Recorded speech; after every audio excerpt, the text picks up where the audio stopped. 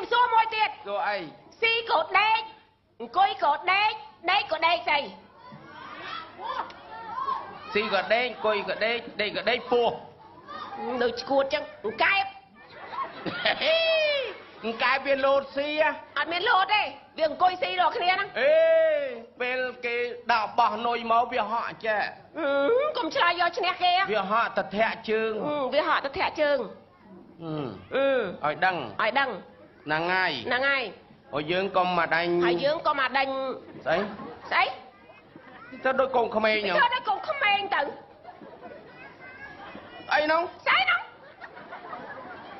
អោវត្ថុស័ក្តិសិទ្ធិវត្ថុស័ក្តិសិទ្ធិហើយបារមីហង្មាសុំជួយបំវែ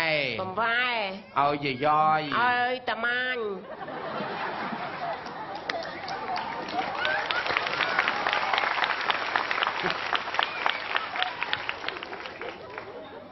វាមិនឥឡូវនេះវាមិនឥឡូវនេះឥឡូវខ្ញុំសួរសិនវាមិនហាអីដូច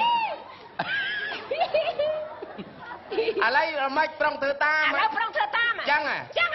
ល្អណាស់បងប្អូនជាសាស័យឲ្យតថាធ្វើតាមប្រយ័ត្នតែធ្វើមិនតាមអាយ៉ាក្បាលយកត្រួយធៀងខេតបាត់យកអាចគោបាត់ឥឡូវធ្វើតាមឲ្យច្បាស់អ្នកដែលធ្វើតាមមានតែអ្នកលេងប៉ាហ៊ីទេ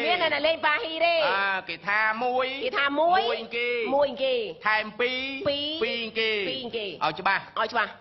លេងប៉ាហ៊ីវិញហ្នឹងកាត់តែប៉ែហ្នឹងលេងមែនតើណា